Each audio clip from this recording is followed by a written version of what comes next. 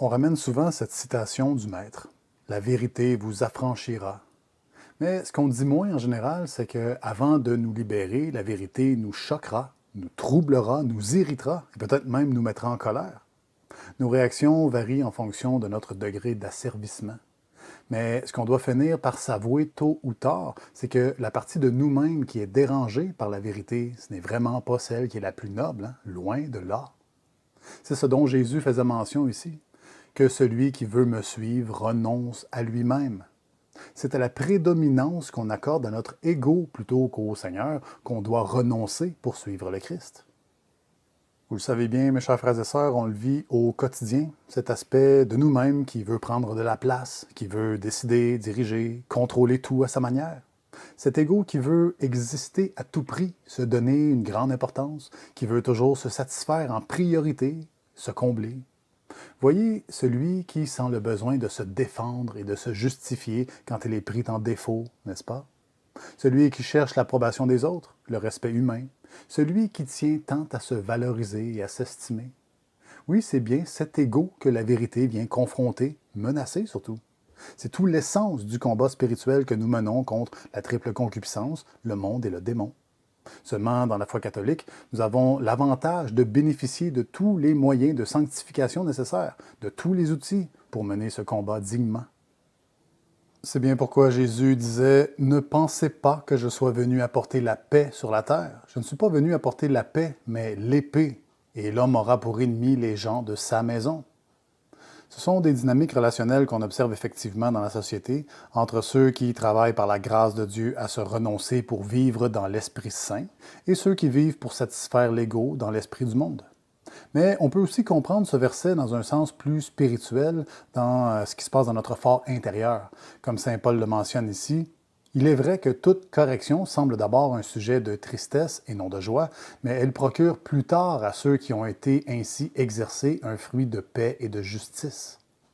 Oui, les fruits de véritable paix et de justice viennent à l'homme lorsque son ego est suffisamment abaissé pour que la vérité puisse l'habiter. Ce qu'il faut réaliser, c'est que nous sommes faits pour l'Esprit de Dieu, pour vivre en sa sainte présence. C'est lui qui vient fructifier nos talents, notre intelligence, notre entendement, pour la plus grande gloire de Dieu. Et puis, de toute façon, c'est de lui que nous tenons toutes ces choses. Ne savez-vous pas que votre corps est un temple du Saint-Esprit qui est en vous et que vous tenez de Dieu? C'est pourquoi l'apôtre dit que la correction est d'abord un sujet de tristesse. Symboliquement, les gens de notre maison intérieure, c'est-à-dire les fruits des œuvres de la personnalité égotique, ne produisent aucun mérite pour la vie éternelle. Ne vous amassez point de trésors sur la terre, mais amassez-vous des trésors dans le ciel. Ainsi, les œuvres de la terre réagissent à la sainte correction parce qu'elles sont en directe contradiction avec le ciel. Ce qui doit être rectifié, c'est toujours ce qui est erroné, ce qui diverge de la vérité. Et l'ego indocile, à cause des peines du péché originel, s'oppose naturellement à ce qui le contrarie. On peut, sans exagérer, dire que l'ego nous pousse à s'attacher à des choses et à des idées qui représentent en réalité des relations adultères contre l'époux légitime de l'âme, Jésus-Christ. Ne savez-vous pas que vos corps sont des membres du Christ? Et j'irai prendre les membres du Christ pour en faire des membres de prostituées. Ne savez-vous pas que celui qui s'unit à la prostituée n'est avec elle qu'un seul corps? Celui qui s'unit au Seigneur, au contraire, n'est avec lui qu'un seul esprit.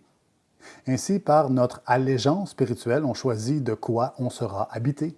Si un homme n'est pas un temple pour l'Esprit Saint, il le sera alors pour quantité d'esprits malsains qui viendront l'infester et exciter en lui toutes les formes de concupiscence qui le mèneront aux 7 péchés capitaux. C'est inéluctable. Pour compléter, voici un autre verset de saint Paul qui le réaffirme clairement. Ne savez-vous pas qu'en vous livrant à quelqu'un comme esclave pour lui obéir, vous êtes esclave de celui à qui vous obéissez, soit du péché qui mène à la mort, soit de l'obéissance qui mène à la justice? Et remarquez qu'ici, ce que l'apôtre oppose au péché, c'est la vertu d'obéissance. Et c'est parfaitement normal parce que le péché a été introduit par la désobéissance, d'abord chez les anges et ensuite chez les hommes. Et la désobéissance est un fruit de l'égocentrisme qui, à son tour, s'oppose à la charité. Deus caritas est, Dieu est amour. La parole de Dieu est vivante, efficace et plus pénétrante qu'aucune épée à deux tranchants. Elle atteint jusqu'à la division de l'âme et de l'esprit, des jointures et des moelles, et elle juge les sentiments et les pensées du cœur. C'est bien pourquoi tout ce qui est conforme à la vérité est en paix, est stable et dans la joie. Et encore une fois, on vit en vérité quand on est suffisamment mort à l'ego pour que Jésus-Christ puisse nous habiter. Ainsi, toute pensée qui s'écarte de la doctrine du Christ, de l'Église qu'il a fondée sur Pierre et les apôtres, est fausse. Par conséquent, entrera obligatoirement en confrontation avec la vérité. Voici, cet enfant, Jésus, est destiné à amener la chute et le relèvement d'un grand nombre en Israël et à devenir un signe de contradiction.